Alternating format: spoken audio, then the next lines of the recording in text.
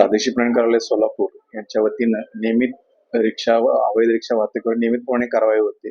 गेल्या एप्रिल महिन्यात आपण विशेष रिक्षा तपासणी मोहीम राबवली. यात विशेषतः ज्या रिक्षा स्क्रॅप आहेत पण अजूनही रस्त्यावर आहेत अशी बऱ्याच लोकांची तक्रार होती. त्यासाठी आपण विशेष मोहीम राबवली. या मोहिमेमध्ये या कार्यालयातील 6 भरारी पथके तसेच एसटी पथक सामील झालं होतं. या कारवाई दरम्यान जवळपास आपण 57 रिक्षांना आपण हे केलेलं आहे, डिटेन केलेलं आहे आणि जवळपास 2,40,000 आपण या कारवाईमध्ये दंड वसूल केलेला आहे.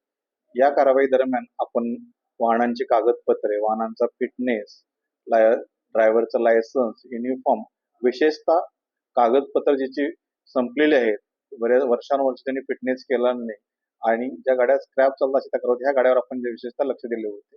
ही कारवाई आपण अशीच पुढेही चालू ठेवणार आहोत. तरी मी या म्हणजे मंचाच्या वतीने सर्व नागरिकांना तसेच रिक्षा चालकांना मी आवाहन करतो की आपण ज्यावेळेस रस्त्यावर याल त्यावेळेस आपली कागदपत्रे वैध असावी, तसेच आपल्या रिक्षा संबंधित सर्व डॉक्युमेंट, कागदपत्रे तसेच फिटनेस सगळं वैध असल्याशिवाय आपण रस्त्यावर येऊ नये. धन्यवाद.